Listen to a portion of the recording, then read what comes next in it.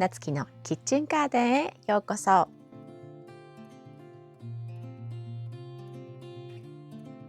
日はウィーク3のアップデートを行っていきたいと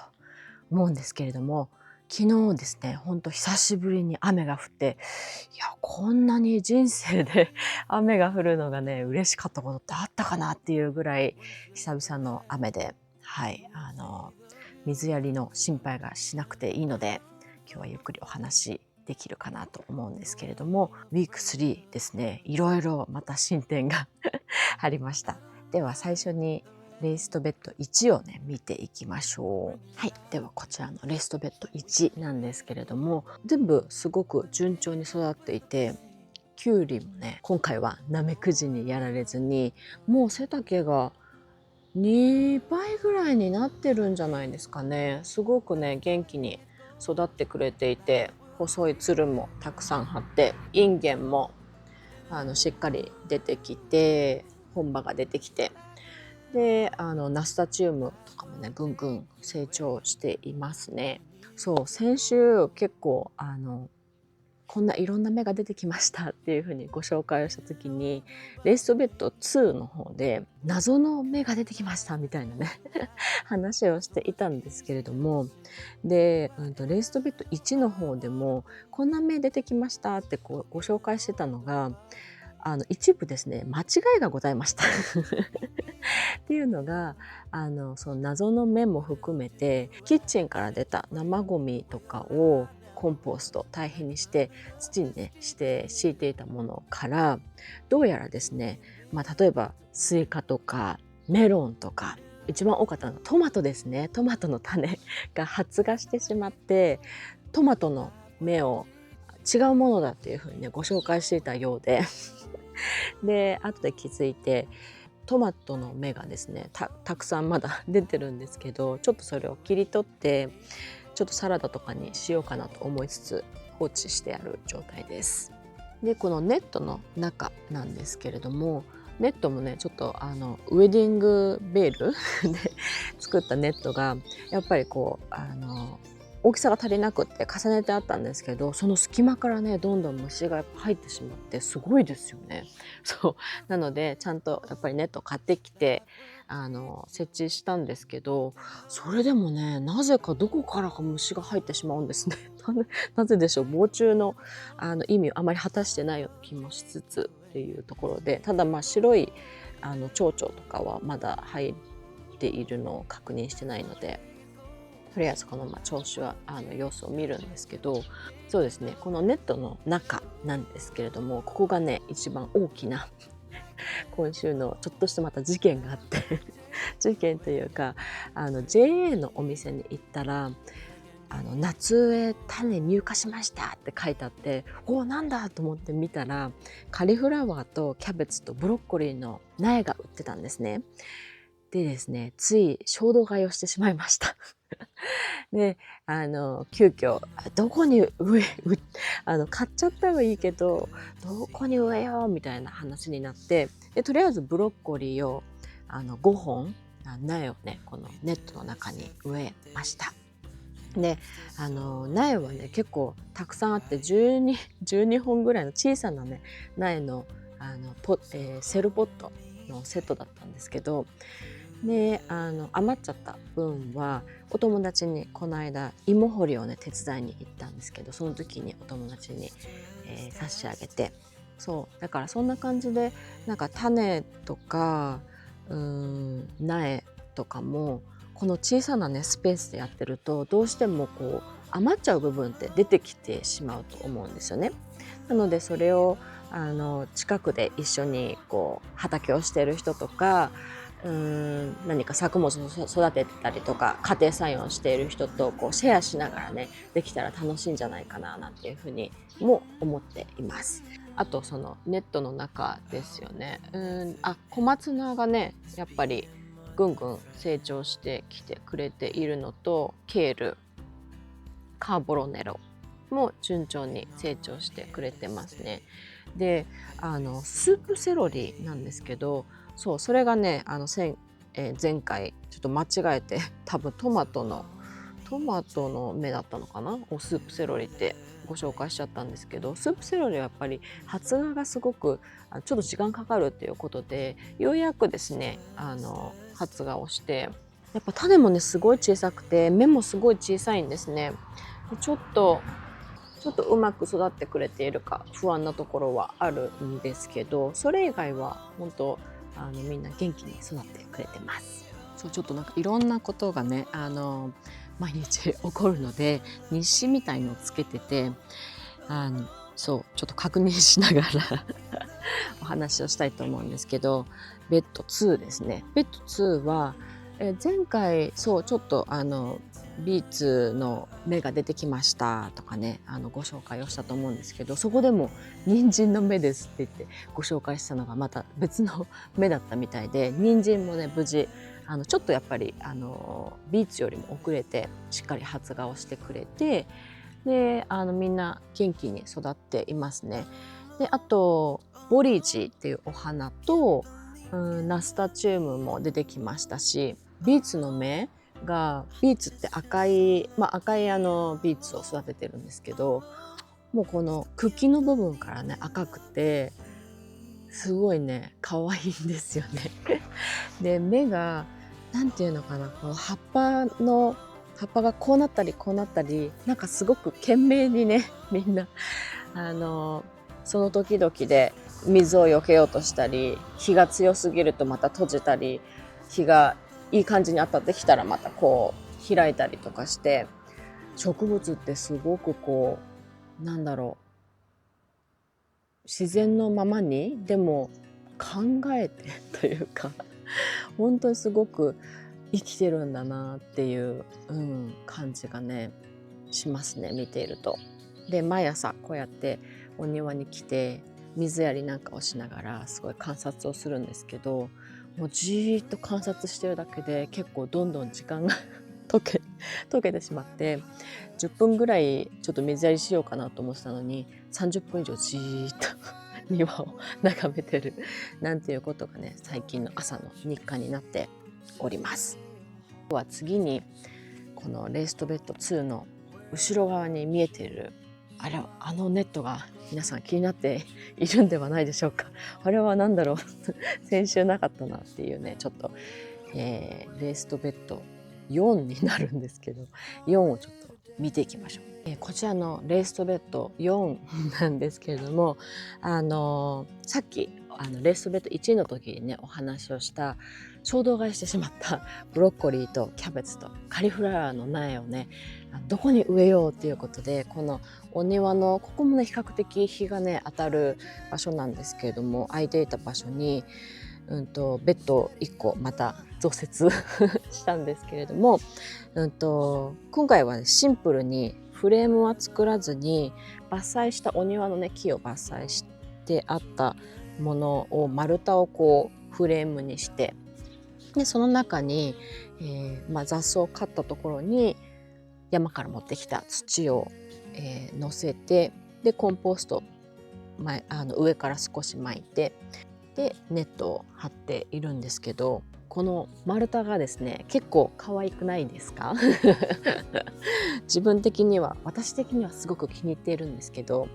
私の夫がですね結構几帳面で見た目とかをすごく気にしちゃう人なんですね。だからレーストベッドのフレームとかも全部色とか合わせたいっていう風に言ってて、なんで夫が出かけてる間にこれを作って、で帰ってきて丸太が並んでるのを見た時に「何それ!」みたいなこれ何それみたいな、なんかねすごくちょっと不満そうでしたが、はい、もう作っちゃったんでね文句言えないっていうことで、はい、で中の苗たちもすごく元気に育ってくれてますね。ブロッコリーとかカリフラワーとかキャベツとか、もう遅いかなって思ってたので苗を見た時にまだできるんだと思ってついついね買ってしまったんですけれども、大きくなってくれるといいなと期待しております。次にレイストベッド3の方ですね。前回土を入れ始めましたで終わってたと思うんですけど、そこにまた山から持ってきた土とかを足して、で種をまいて、そうですね、小松菜とスープセロリと春菊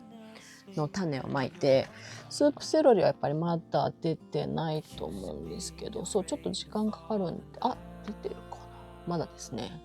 そうちょっとまだなんですけど、草マルチをしたってやっぱ結構ね、すごく日当たり日が強かったりとかしたので、すぐ土が乾いてしまうんですよね。なのでこう発芽まではしっかり日を遮るもの、あまりこう土が表面が乾きすぎないようにっていうところで草マルチをしてあって、で小松菜ももう元気にぐんぐん出てきて、春菊もたくさん出てきていて、で前回レーストベッド1の方で小松菜の間引きを結構早い段階でしたんですけど、なんかもうちょっと自由奔放にやらせてみようかなと思って、こちらのベッドではあまり間引きはせずに、どれくらいなんか伸びるのかなっていうのを、このベッドは実はサラダ用で考えていて、ちょっとまだ空いているスペースにレタスの種を植えたりとか、春菊小松菜としてなんか大きくして育てるっていうよりかは、間引きをしながら結構その若い芽をサラダとして食べていこうかなみたいな風に考えていたりとかもするので、あんまりその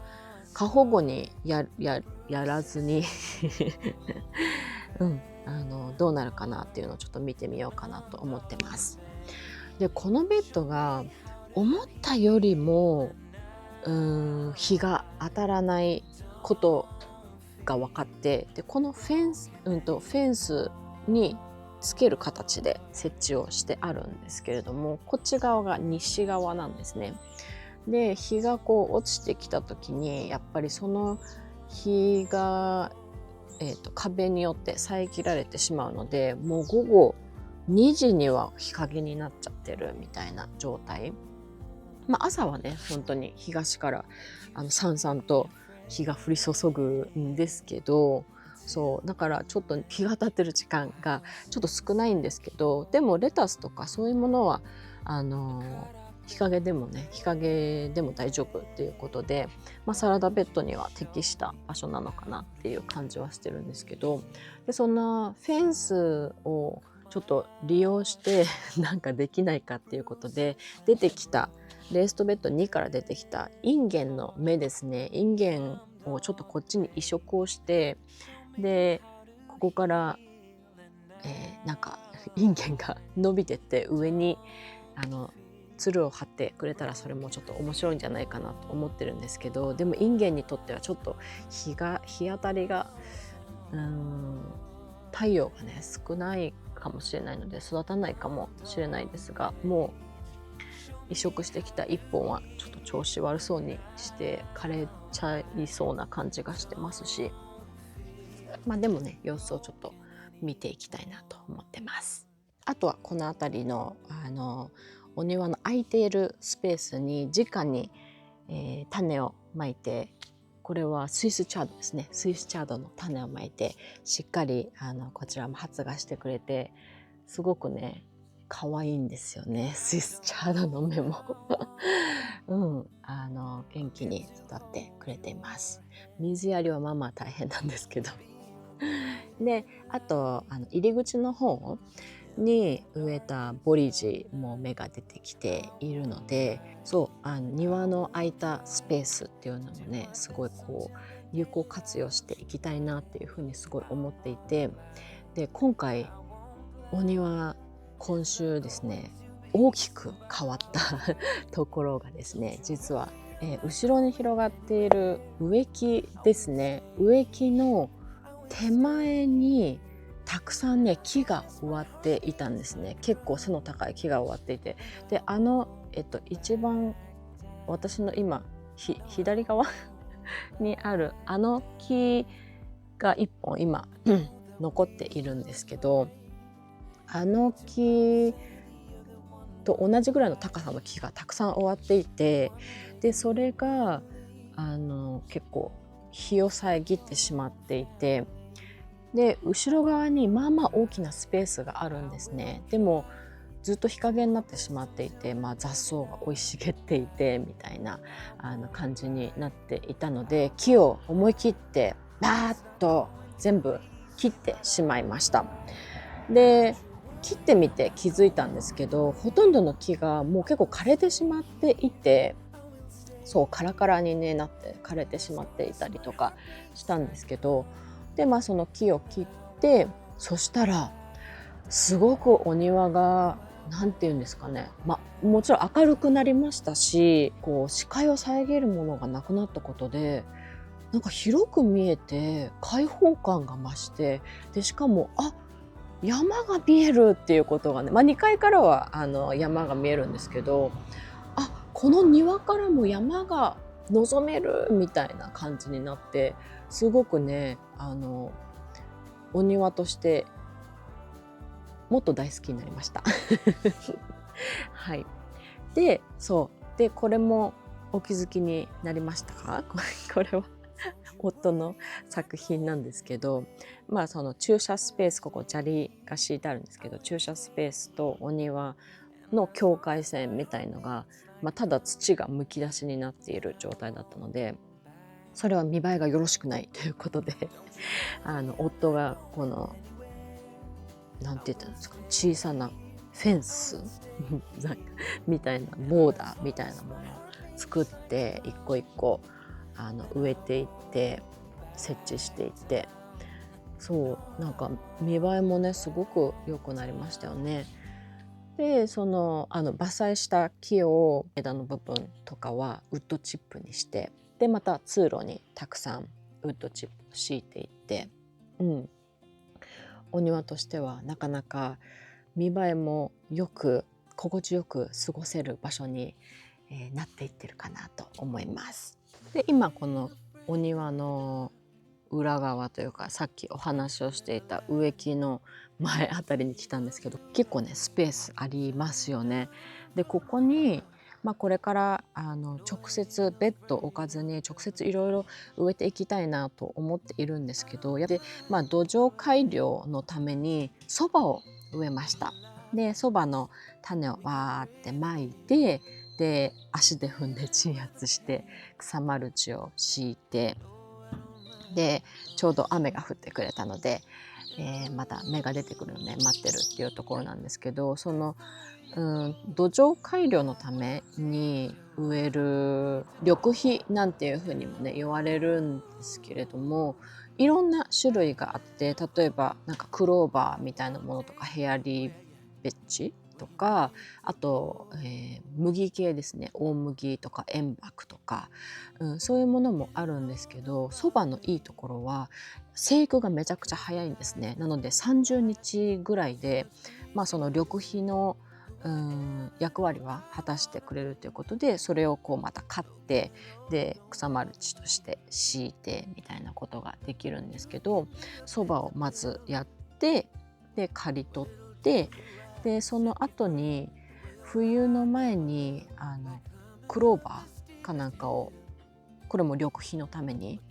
種をまいて、で越冬させて冬を越して、で春になったら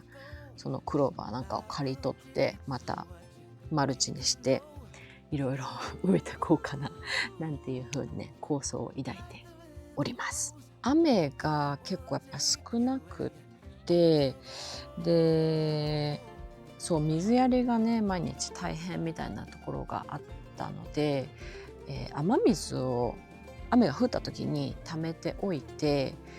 水やりとかにね使えるようにっていうことでタンクを設置してみました。昨日雨が降ったので、ちょっと後でどれくらい水が溜まってるのか見てみようかなと思うんですけど、そうだ、あと、一つ忘れてた。木を切った時に木に絡みつくようになんかつるみたいな植物が、もうつるが木にもはや木になってるみたいなものとかも結構あったんですけど、でそういうものが大量にあったんですけど、それを見た時になんかすごくこう耐久性に優れていそうで、これでカゴとか編めるんじゃんみたいなアイデアを思いついて、野菜とかを収穫したものを入れるカゴが庭から出たつるでできたカゴに入れられるみたいなちょっと楽しくないですかっていうところで、そのつるをちょっと下処理をして、で、ちょっと1ヶ月ぐらい干して乾燥させてからカゴをね作ってみようかと思ってますそれぐらいですね。今週あったこと、1週間あったことは。立秋の前からちょっと空気が変わってきたなっていう感覚はあって、相変わらず日中はね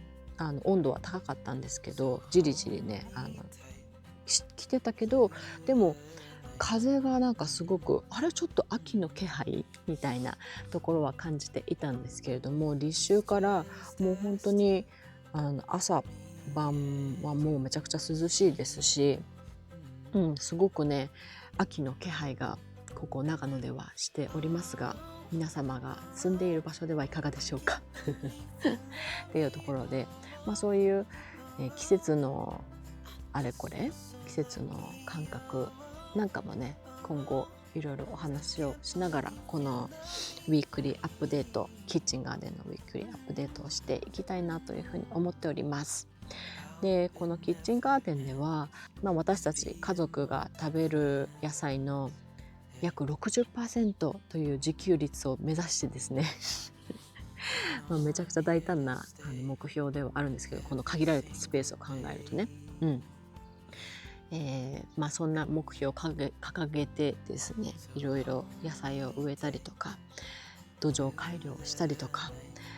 土を育てて作ったりとか、そんなことをねこれからやっていきたいなというふうに思っているんですけど、でもその中でその自分の小さなファミリーだけで完結するのではなくて、さっきねお話をした例えば余った種とか苗を分けたり交換したりとか、他にも地域でいろいろ家庭菜園をしている方とか畑をしている方とつながりながら一緒に情報交換をしたりとか、なんかそんな形で、もっと例えばこの動画を見て私もなんかプランターでもいいからちょっと何か育ててみようかなって思ってくださる方が増えたら嬉しいですし、野菜を小さなところからね命を育てるっていうことをしていく輪がね広がっていったら、コミュニティみたいなのができていったらすごく嬉しいなっていうふうに思っているので、もしこのシリーズにインスパイアされて畑を始めましたとか、ちょっと何か育て始めましたっていう方がいらっしゃったら、ぜひぜひコメントなどをしてくれたら嬉しいですし、またインスタとかでね DM してくださってもいいですし、ぜひフォローしていっていただければなというふうに思います。今日も長々とダラダラとお話をしてしまいましたがまた来週かなアップデートをしていきたいと思いますので、次回のアップデートでお会いしましょう。それでは See you next time!